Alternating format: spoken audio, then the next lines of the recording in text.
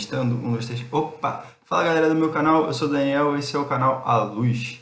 Nesse vídeo eu vou falar sobre geração distribuída e a seu relacionamento de como está se desenvolvendo o sistema elétrico nacional, tanto do Brasil quanto do mundo, né? A tendência que hoje acontece de aumentar a geração distribuída, o que isso significa na prática, na técnica, e alguns conceitos que a gente precisa saber sobre isso. Então eu vou puxar um paralelo com lá atrás, no início da geração e transmissão de energia, com o Thomas Edison, cidade de Nova York, para hoje em dia, né? Então para isso eu vou precisar falar de corrente contínua, corrente alternada, vou precisar falar sobre transmissão e distribuição de energia.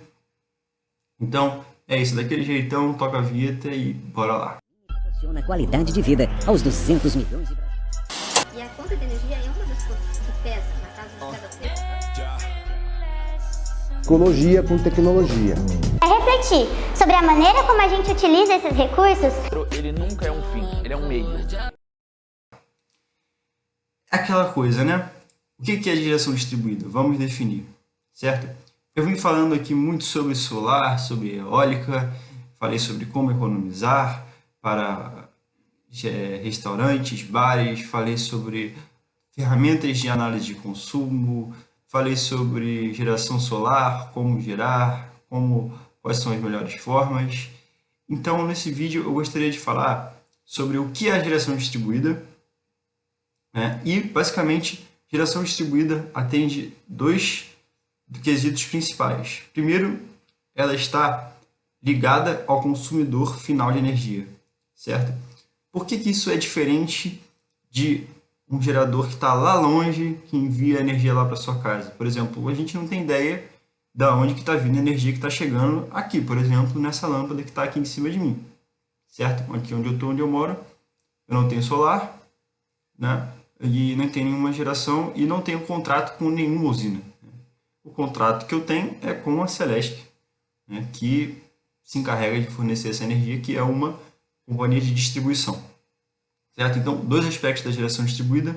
A geração está entregando a energia para o consumidor final, certo? Então, não mais eu compro num supermercado, mas eu vou lá e monto uma fábrica dentro da minha casa, certo? Isso é a geração distribuída, ou dentro da minha empresa, certo? E segundo aspecto muito importante, essa geração ela está enviando energia para uma rede de distribuição, daí o termo geração distribuída, olha que coincidência, não tanto. O que isso significa? Significa que existe diversas questões elétricas que devem ser supridas. Por exemplo, num sistema de distribuição, os níveis de tensões eles se alteram muito pouco dentro da rede de distribuição. Ele é uma malha que a gente chama ou de malha radial ou em anel. Não vou entrar muito no detalhe desses termos, mas basicamente desde que sai lá desde que sai lá de uma subestação de distribuição até o último ponto de entrega, o último consumidor final, a tensão ela pouco varia, certo? Então ela vai variar, vai decrescer, né? No geral, até no máximo 3% a menos do valor original dela, certo? A gente usa bastante o termo PU na energia elétrica. Então, se ela sai com um valor de energia 1, ela chega no máximo final até 0,97, certo? Falando em termos gerais. Então, com uma geração injetando energia diretamente nesse sistema de distribuição, existe todo um preparo desse sistema para que o nível de tensão não seja muito alterado, porque ele vai ser alterado se não tiver nenhum equipamento para que essa tensão se adeque, certo? Então, existem algumas questões que necessitam ser tratadas. A gente necessita de transformadores, às vezes pode necessitar de transformadores, dependendo do nível de produção dessa geração distribuída. A gente vai precisar de conversores ou inversores, certo? Dentro de solar, para pequenas residências, normalmente o que a gente necessita são inversores, pois essa corrente que chega, por exemplo, da solar, ela é contínua, a gente precisa transformá-la em alternada para injetar essa corrente na rede, certo? Então, esses são os exemplos que eu trago, né? O que me leva necessariamente a trazer o que significa corrente contínua, o que significa corrente alternada. E para isso eu vou fazer um paralelo com o início da difusão, né, do consumo de energia elétrica lá nos Estados Unidos. Esse carinha aqui e esse carinha aqui traçaram um embate entre corrente contínua e alternada. E esse carinha aqui, o russo Nikola Tesla, ele venceu esse embate. A corrente alternada hoje, ela vinga nossos estudos sobre energia elétrica e a prática também. Então, o estudo sobre corrente contínua, ele simplesmente é para embasar a teoria, né? E a prática de conversão, né, de uma para outra é muito importante,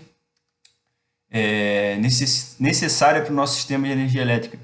Então, esse carinha aqui, o Thomas Edison, ele é o inventor, né, de como gerar essa energia, né? Ele foi os primeiros geradores a diesel. E lá no início era um artigo de luxo, então as casas, né, de pessoas abastadas financeiramente tinham seu próprio gerador e tinham seu próprio transformador para que elas próprias pudessem consumir. Ou seja, a geração distribuída, ela começou lá no início, ela não é tão nova assim. Embora, obviamente, hoje a gente esteja falando de geração distribuída de fontes limpas e fontes intermitentes, ou seja, que dependem de fatores externos que a gente não controla, enquanto que antigamente era o diesel. Ou seja, voltando aqui à linha de raciocínio, certo?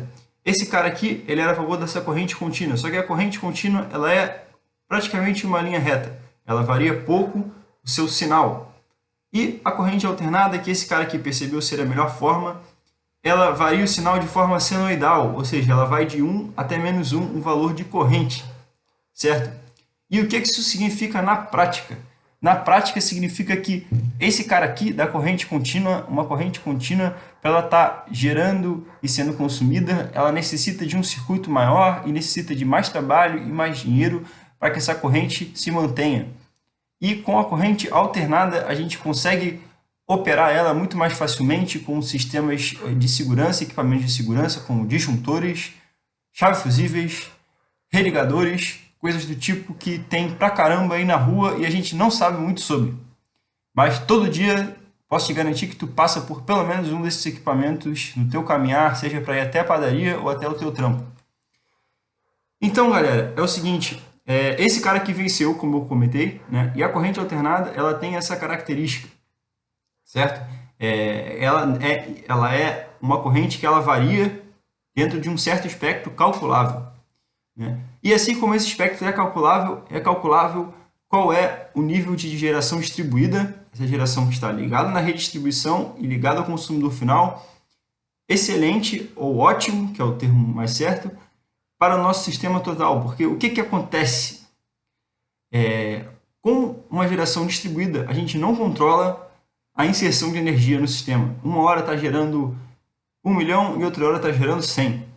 Então isso ocasiona muita oscilação de frequência, isso pode ocasionar em queima de equipamento, isso pode ocasionar em um caralho a 4 de problemas, certo? Então a gente precisa de várias questões para tratar esses tipos de coisa.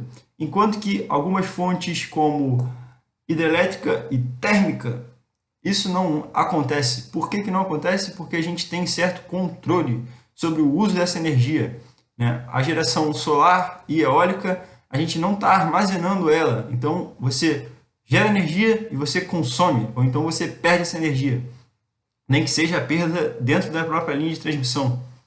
Então a gente necessita de outras energias, como a hidro, que você pode armazenar água, ou seja, você não armazena energia, mas você armazena o teu combustível, que é a água nesse caso, ou a térmica, que você tem controle total do teu combustível, que pode ser o carvão, pode ser o diesel, ou pode ser algum biomassa, podem ser combustíveis menos benéficos, né? Que causam menos malefícios ao meio ambiente, né? Biomassa, o